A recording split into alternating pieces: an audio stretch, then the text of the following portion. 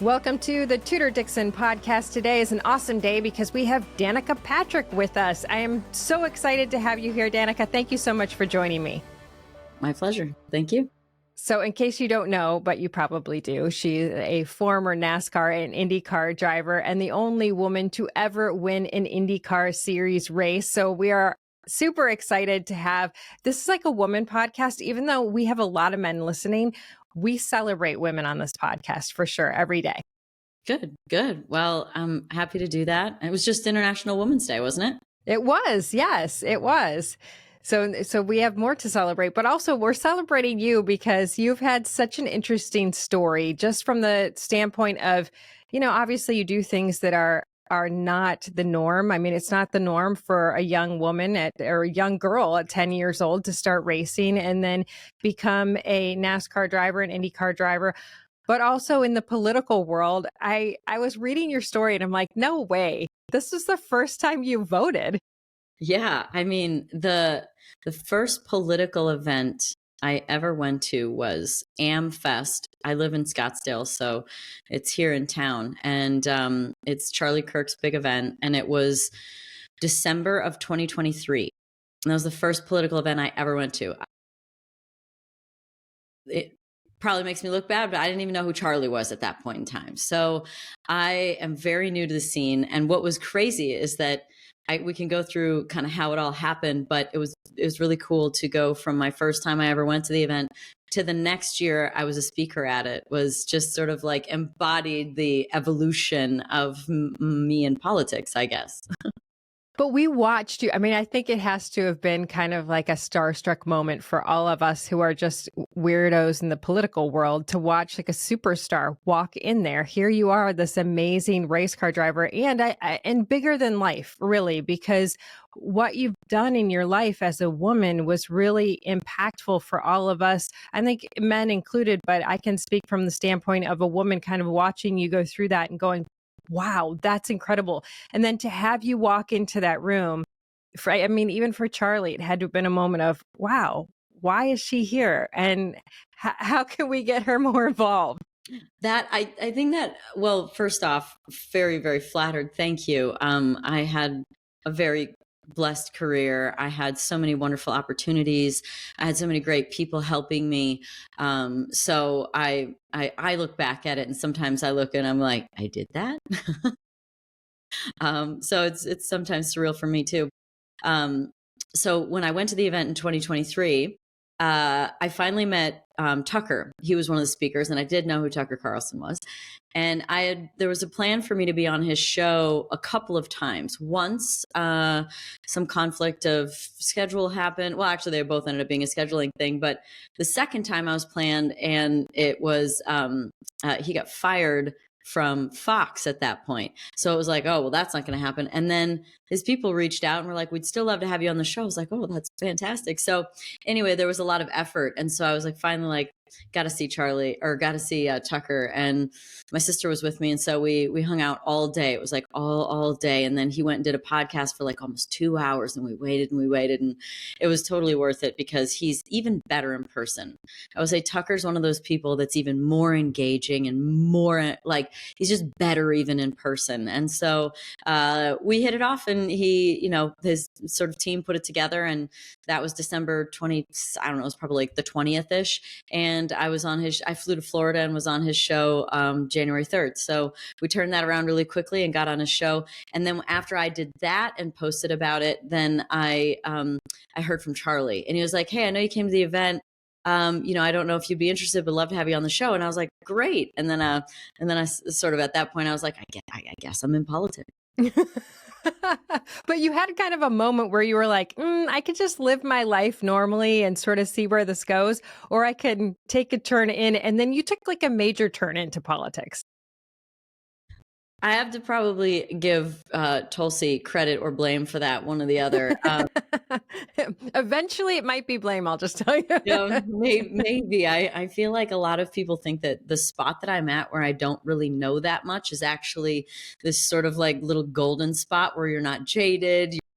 You haven't sort of like fallen into the patterns and rhythms of politics and rhetoric and, whatever, policy, partisan politics. But I do feel like I'd love to know a little bit more.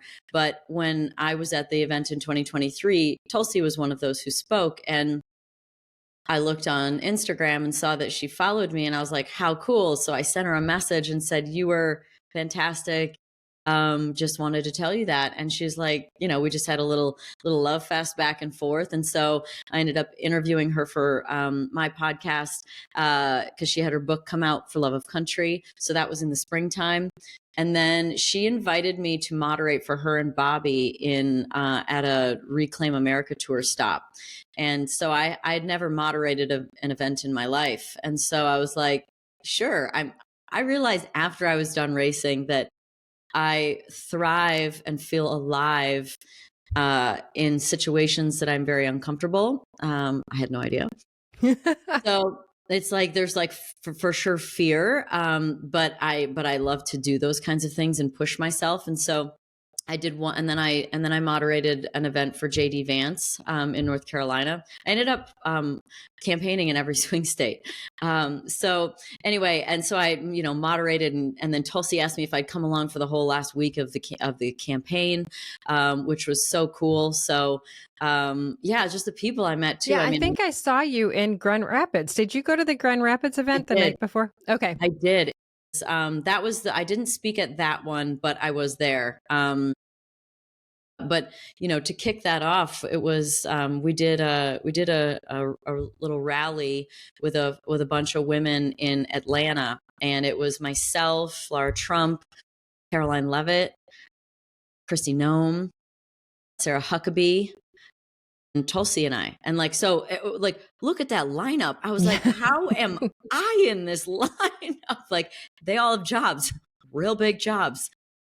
So it was just it is so funny to hear you say that, because I think for all of us, it's so obvious that your story is the real story that resonates with women across the country, because I think so many women right now are politically homeless. We've always kind of trended toward the person who has said, we want to make sure that women have rights and that women can play in sports and that women can vote and all of the things that women used to not have.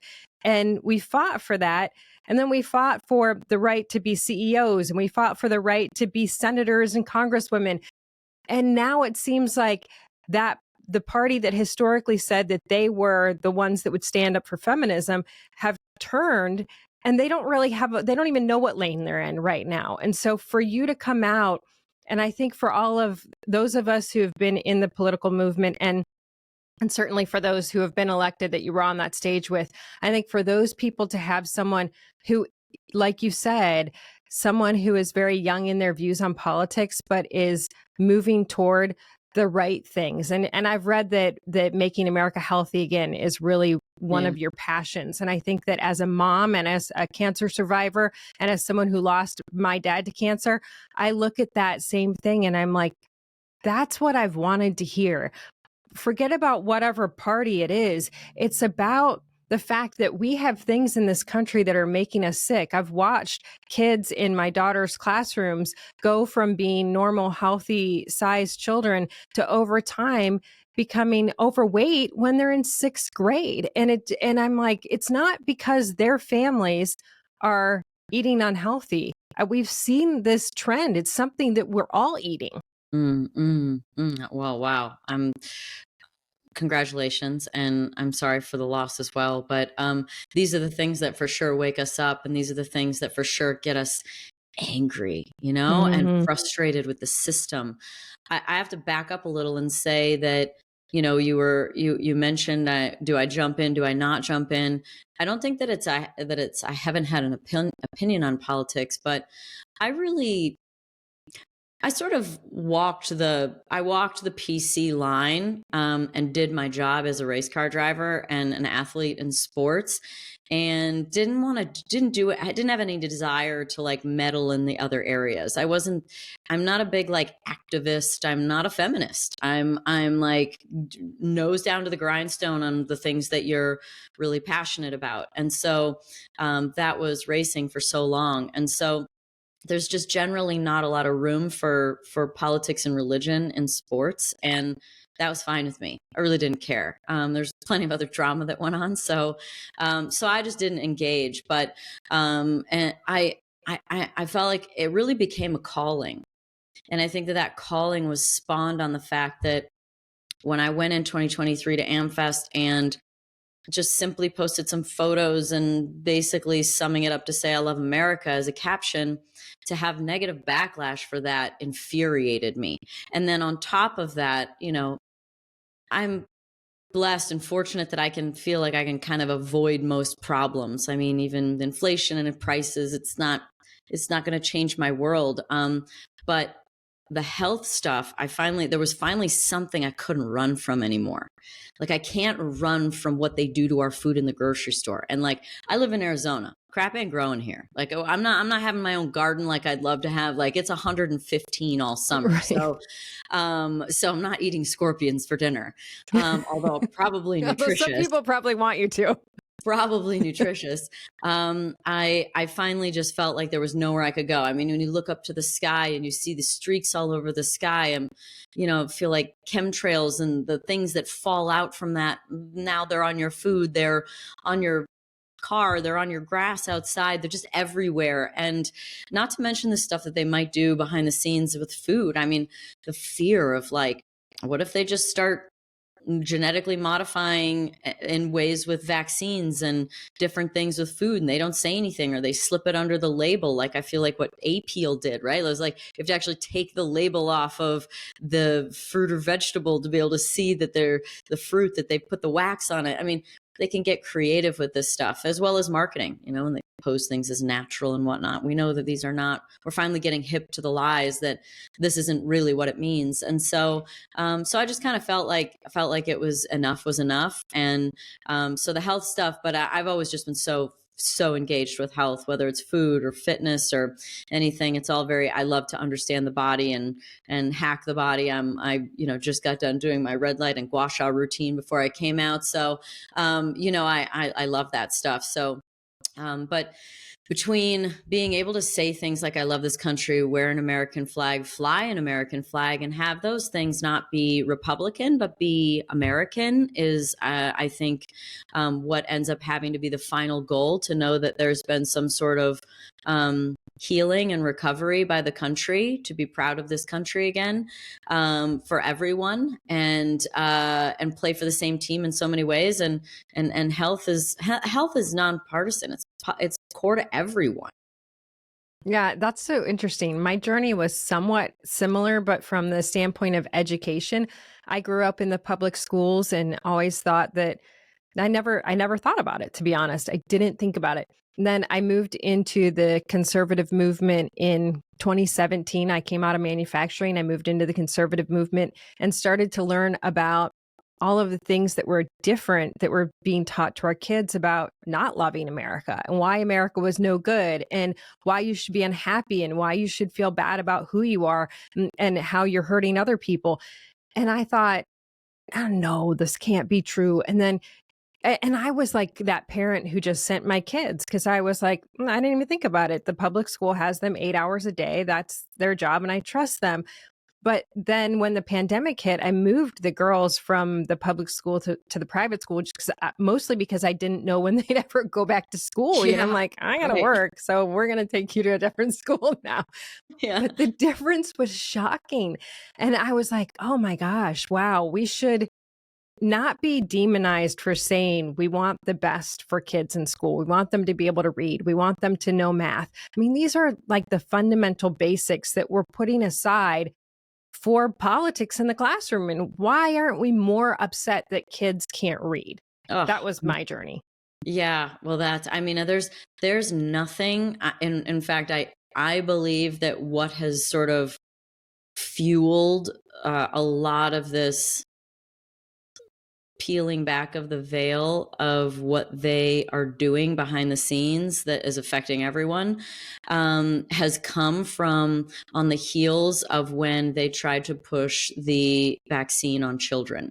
Yeah. And it's one thing for a parent to go, oh, well, I'll be fine. I got to go to work. I do these things. And it's another thing when they're like, not my kid. And so because of that, it kind of engages you to like figure out more and understand, because you care with every fiber of your being for your children. So whether it's health safety or mental safety and whatever they're being taught in school, and the curriculum needs a rehab anyway. But let's face it, there's a lot of stuff in school that we don't need, and probably more time than we need to spend there. But also then just like whether it was like critical race theory or whatever the teacher decided to put on the walls. I mean, I think statistically, when kids go to college and university, I think 99% of professors are Democratic. And so it's inevitable that they're going to get a more liberal, progressive indoctrination for years during a very, formidable amount of years of your life that come out. And I mean, I love questioning things for sure. If there's one thing about me, I do is that. But to shape the minds in a way that makes them, view the country negatively, or, I think when I interviewed Charlie, he called it something like deconstruction, I think was the actual name for it, I think. And it's where, in school, they just basically take everything apart. They question and take everything apart. And that essentially it's like a dismantling and a making a mess of everything, but there's no putting it back together. And it's like you can break a beautiful sculpture that took, months or years to create in a second. And there's no creating in that environment. And so, I think that this is, I didn't go to university. I didn't go to college. I think this is one of those dangers to the evolution of kids in those formidable years. Well, and I mean, that's one of the things that we talk about on the podcast a lot, is the fact that we have invested, whether it is financially or just in time, in our children from K through 12. And we've put our values, and we've taught them what we believe is right. And we've shown them what our family believes, and we've instilled that for 12 to 13 years of education and 18 years of life. And then we send them off to one of these radical universities. And I have talked to so many parents who say, I got a kid back that I didn't know. Sure. And they're in the rebellious years too. Yes. So like feed them that in that environment in a way to be rebellious. And they're going to go, yeah, like it's exciting for a kid. I mean, I was a little rebellious when I moved to England when I was 16 for racing, for sure. That's just what a kid does.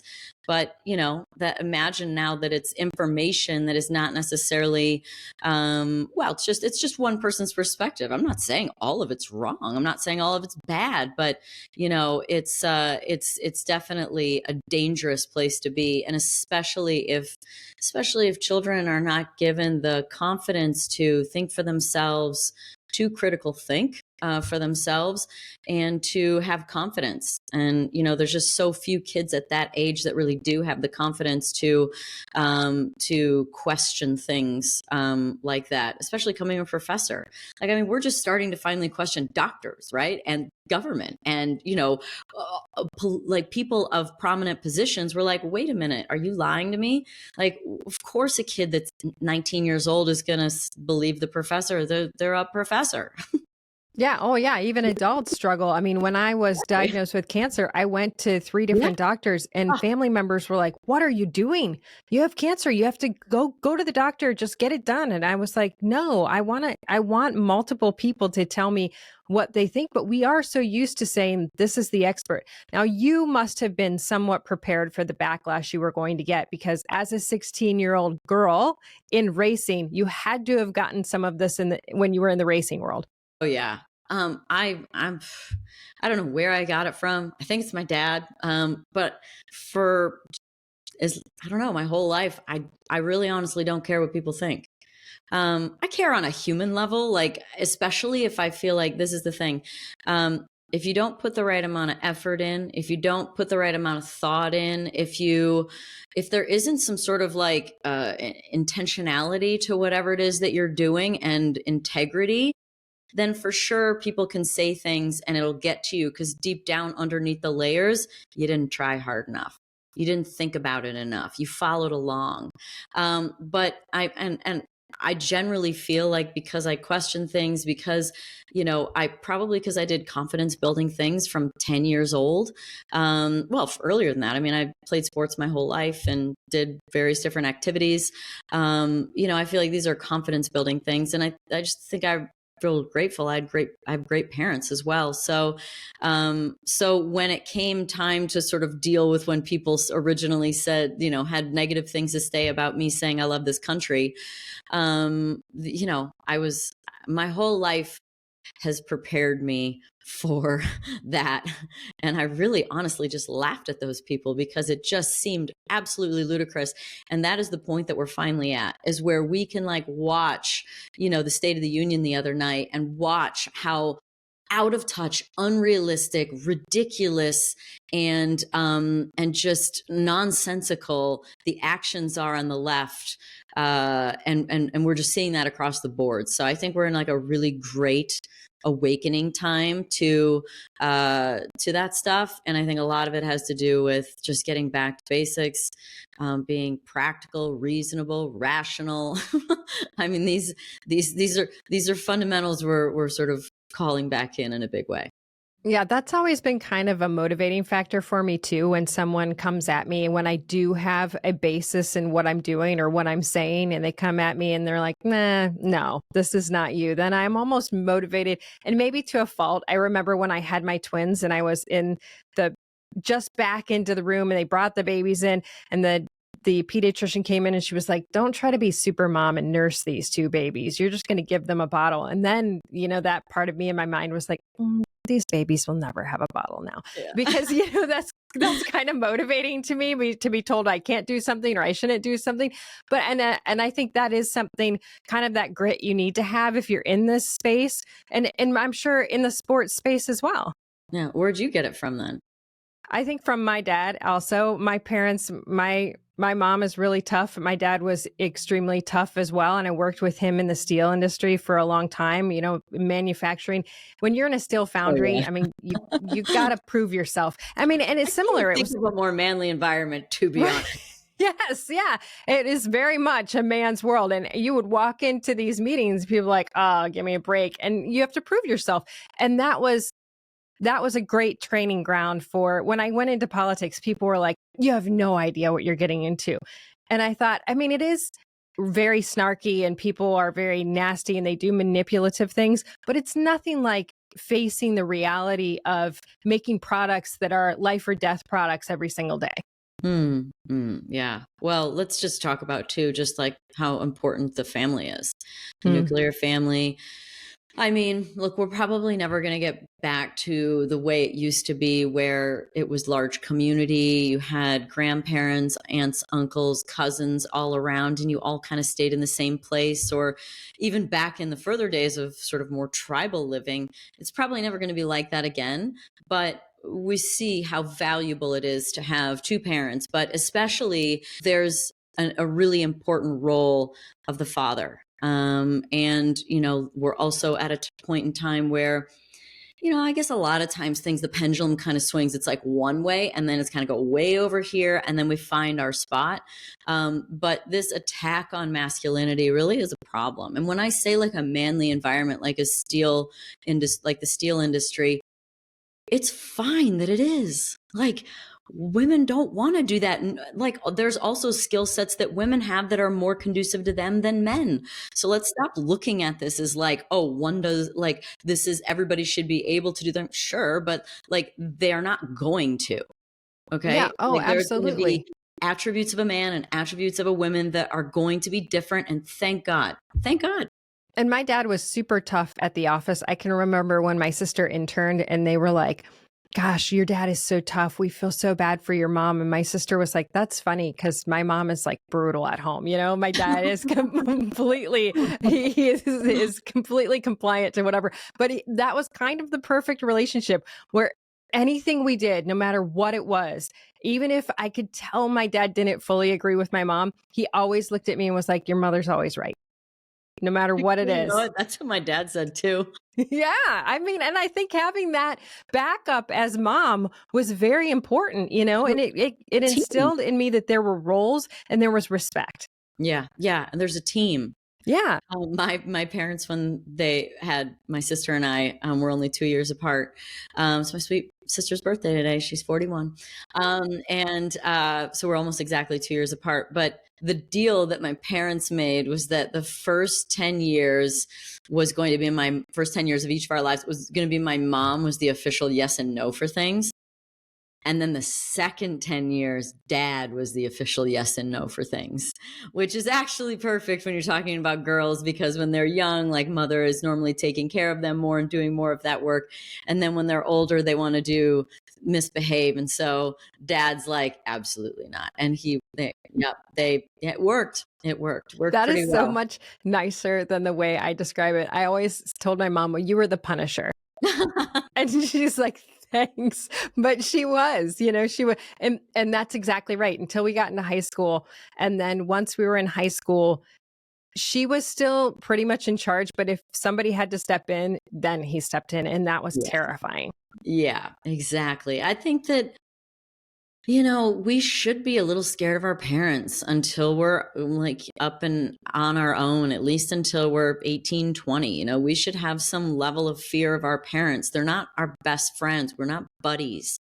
My parents and I are now. And if I told you the kind of conversations we have or the things we talk about, it's like so cool to come full circle. But only once you're responsible enough to be able to have those conversations, deal with those things, and be in a friendship position. But when they're young, like I think that's also what so much kept me on the straight and narrow. Like my dad put the fear of God in me when I was a kid racing. He's like, if you ever get caught drunk driving, you lose your license, you can't race. If you ever do drugs, you won't be able to race. And I was like, oh, okay.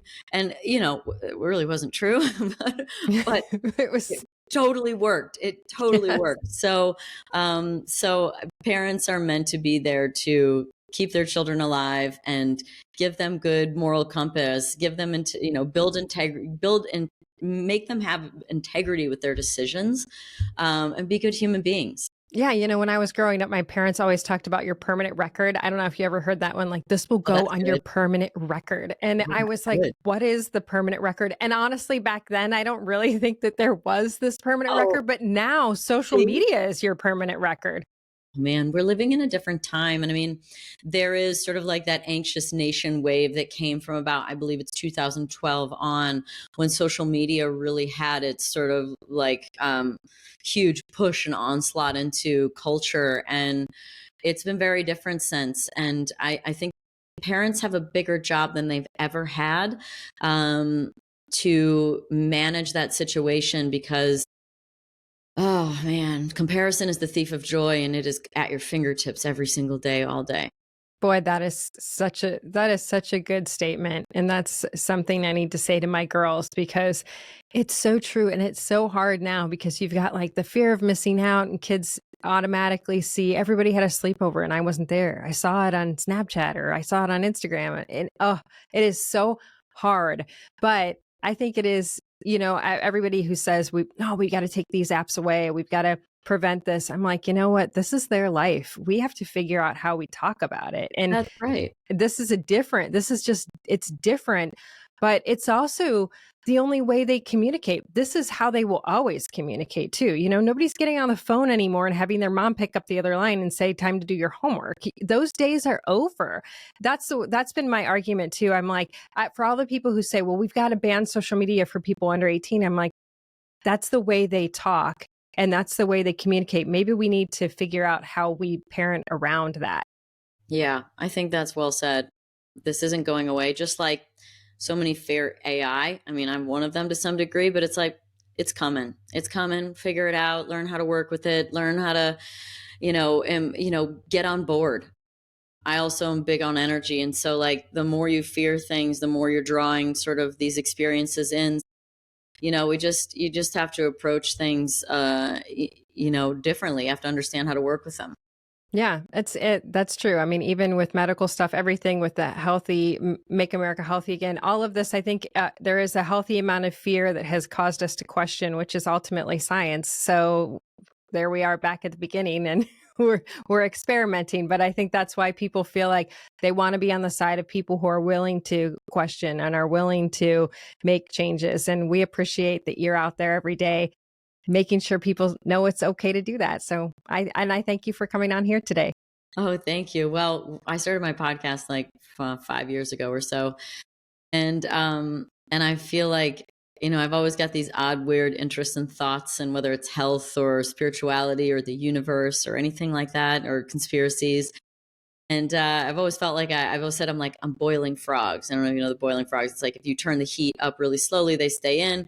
If you turn it up all of a sudden or drop them in hot, they'll jump out. So it's like boiling frogs. You're just constantly turning the heat up just a little more and a little bit more, just to get thinking outside the box, just to, think for yourself. I think that, we're also in an era where we don't know who to believe. We don't know if we can even trust a documentary that comes on trying to teach us about things, because who paid for it? Or, who paid for that study that said that food is good for you? Well, it's probably, so many of these things we've realized have been paid for by drug companies and by companies that are trying to get these foods into our kitchens. And we have to learn how to use our body as a moral compass, as like an energetic compass.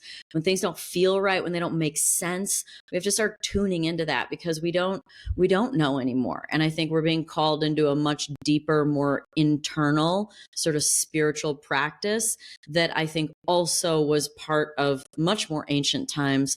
And then, industry came along and sort of it creates this disconnect between the body and the mind. And I can even remember for myself when I started to practice that for the first time, because with racing and with, again, all the things people say and do, it's like you stay a little disconnected from that. And so when you start to engage with the body again and understand how things feel, you get so much more information. And it's true. Like we can just say, how many times have you gone against your intuition and it was right? Like all of them. Right. And so, scary. So I think we're in a when they say we're in a spiritual war, I think that it's going to be won by going inward and really being able to identify what's true and what's not, and getting on the right path. Yeah, I agree. So where do people find the podcast? Anywhere people find podcasts. The episodes are recorded, so they're on YouTube, but they're also on Spotify and Apple and everything. So anywhere you find podcasts. All right. Awesome. Thank you so much, Danica Patrick. Thanks. And thank you all for joining us on the Tudor Dixon Podcast. For this episode and others, go to TudorDixonPodcast.com, the iHeartRadio app, Apple Podcasts, or wherever you get your podcasts, and join us next time. Have a blessed day.